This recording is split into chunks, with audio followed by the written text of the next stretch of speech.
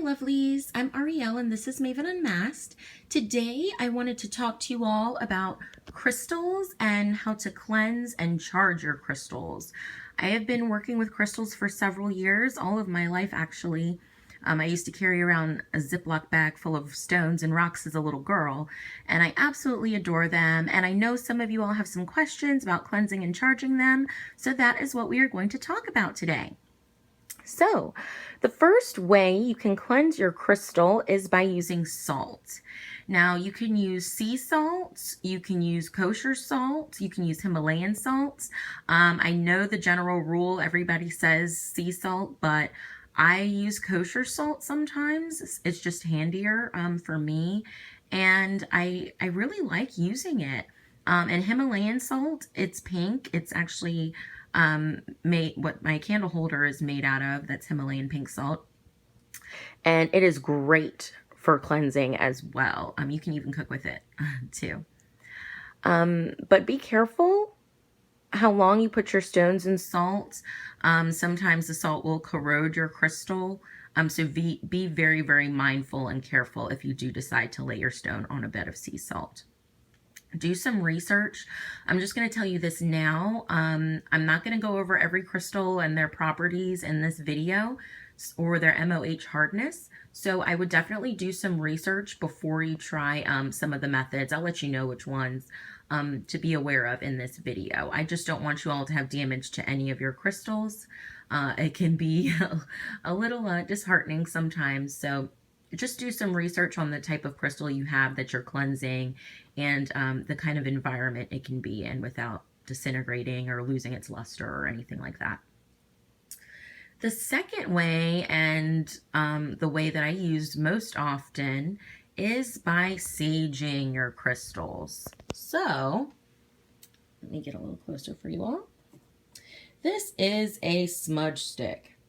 Now, how do you use a smudge stick?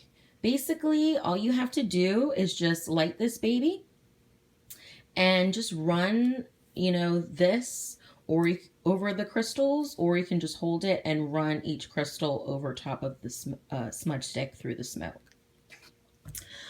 Be careful burning sage in your home. I live with others, so I cannot burn this in my home. Some people really don't like the smell of it. I do, but others do not. So if you're going to use the smudge stick, use it outside. I also love, let me get it so you all can see it properly. Sabio Blanco, white sage. This is some hem or HEM. I'm not quite sure how to say it, incense. And I just burn this because I can burn that in my room. I actually have some burning right now. So all you would have to do is take this piece of rose quartz and just run it through the smoke. Just run it through the smoke. Let it dance over your crystal. And just think of it being cleansed. Imagine it being cleansed, letting go of all that junk. You may ask why you need to cleanse your crystals. Crystals pick up the energy of things around them. They have their own energy that they give to you, but they also take in energy. So let's say I go out to, I don't know, let's say I went out for New Year's Eve and I had my piece of rose quartz on me. I'm around a lot of people on New Year's Eve. If I go to a party or event or whatever the case may be, it's going to pick up some of that energy. Let's say you take the same piece of rose quartz and you take it with you to work every day, and you work in a stressful, high-paced, fast-paced environment. It's going to pick up all of that energy, and it's going to lose some of its magicalness, its magical powers, its essence, its energy, its vibration will lower because of the negativity around it or whatever other energies it picks up, the emotions of others, whatever the case may be. So to get your crystal working its best and possible way for you, cleanse it. That'll bring it back to its center and raise its vibration and get it back to going what it should be doing for you, what you want it to do for you and help you with. The next way you can cleanse your crystals, and this is one to be careful with, is by putting them in water. I personally don't use this method just because I have a lot of crystals, and I'm not trying to do this method for some and do this method for others. It would just take way too long. I mean, if I have a particular crystal that I know for a fact does not like being cleansed that way, just vibrationally, it just lets me know that it doesn't like that, then I'll make that exception. But as a general rule, they all get the same treatment. It's just easier and faster that way for me. But crystals like the selenite, for example, this crystal is very fine and very thin. Even the oils on your hands, once you put this crystal down, you may have some of its little fibrous pieces on your fingertips. It's very, very fragile, but I love, love, love selenite. But this crystal is water soluble. Do not, again, please do not put this puppy in water. It will dissolve and your selenite will be no more. So, like I said, do some research on the environments that your crystals can handle.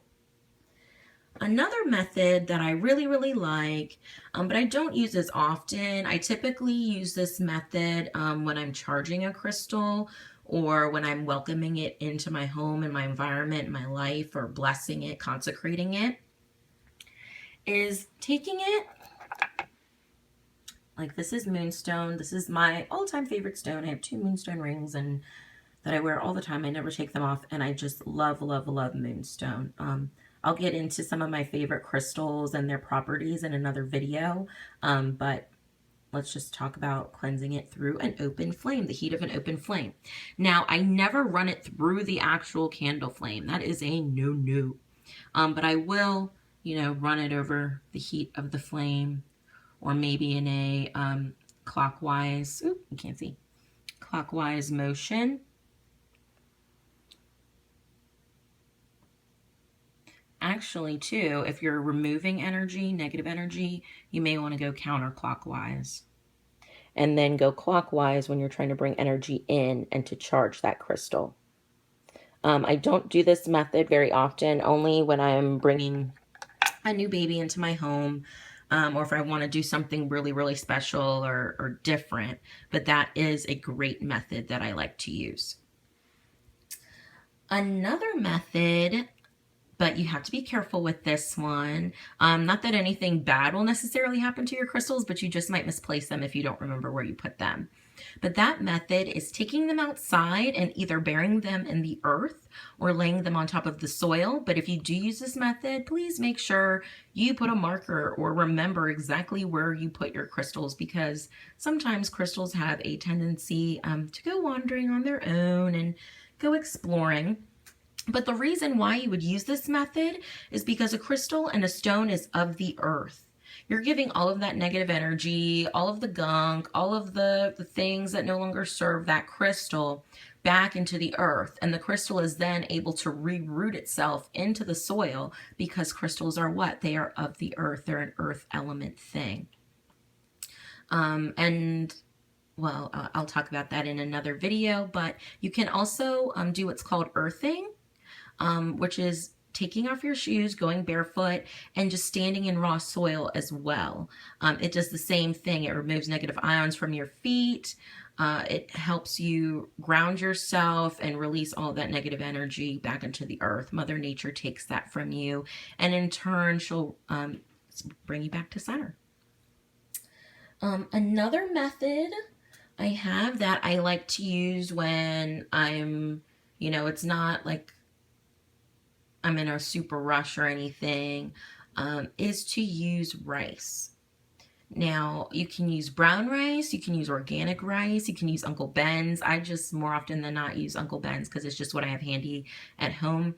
But if I have a bunch of crystals that need cleansing, like a super duper cleansing, what I'll do is I'll get a Ziploc bag, I'll fill it full of rice, and I'll put the crystals in there. And more than likely, I'll let them sit outside in the moonlight while I do this.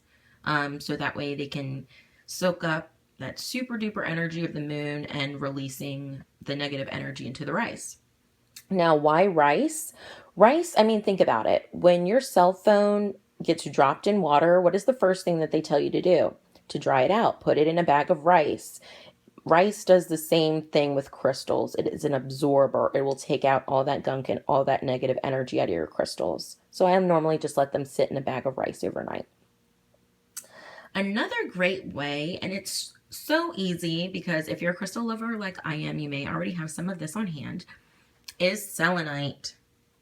And selenite is one of those crystals they say never needs to be cleansed. Now, I, on the other hand, tongue-tied. I, on the other hand, sometimes feel that it needs to be cleansed, especially when it's been doing a lot of cleansing of other crystals for me. But this is a crystal that cleanses other crystals. So all you have to do is, like this piece of titanium or quartz, just put it in the aura of the selenite. It is as simple as that. As simple as that.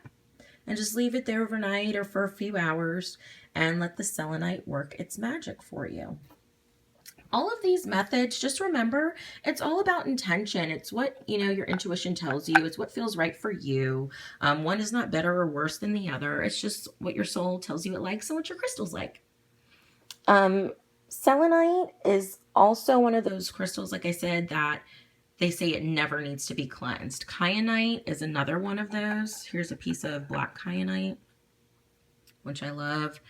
It's a cleanser. It's protective. It's energizing. It removes negative energy. I love, love, love my black kyanite.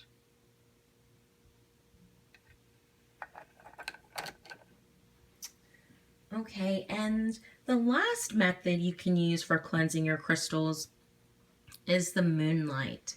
You can do this in a full moon, or you can do this in a dark moon or waning moon. That's that crone energy, maiden, mother, crone. Maiden is the new moon, mother is the full moon, and crone is the waning moon or the dark moon. And just let your crystals bask in the moonlight. I think a dark moon is probably best for releasing and cleansing your crystals. I do it on a full moon a lot. It's just easier for me to remember on a full moon that it's crystal cleansing time. But probably the optimal time is during a waning moon. So speaking of the moon, let's take that into charging our crystals. Now, I love using the moon to charge my crystals. If I have a certain intention, the full moon is perfect for setting intentions. And I will, take my crystal, and let's say the full moon is in Venus. This is a lovely piece of dioptase, and it's all about the heart chakra and love, and sending out that beam of love from your heart chakra, just like this lovely piece of malachite I have here too. I love this stone, and this is also I'm a Scorpio, and malachite is also associated with Scorpios. But let's say I want to bring more love into my life, more self-love, to better my relationships with others. I might take this piece of rose quartz, this piece of malachite, and this piece of dioptase and put it under the full moon in Venus. Why? Because Venus is a planet that is all about love and relationships. And let that energy from that full moon soak into your crystals. To even amplify that further, and you can do this even when you don't have a full moon around, just to charge your crystals, period, is to hold them in your hand. Take it in both hands. I can't because I'm holding a camera. But take the crystal in both hands. Breathe deep. Exhale. Let go of all your thoughts and worries. And really get clear on what you want your crystal to do for you, how you want to work with it, how you want it to work for you. Try and look up the metaphysical or healing properties of your crystal to amplify those properties. Again, like I said, if you want to strengthen your self-love, you may want to pick a stone like rose quartz, which is the ultimate love stone.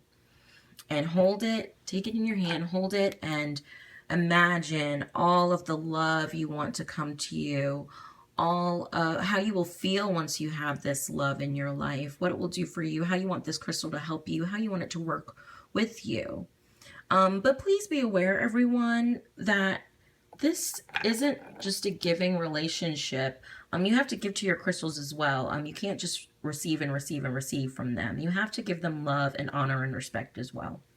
That'll allow them to work even better for you and with you. Bond with your crystals, spend time with them, get to know them, research them. Another way I liked is when we had all those super moons in 2015. I know we'll have way more, I think, in 2016.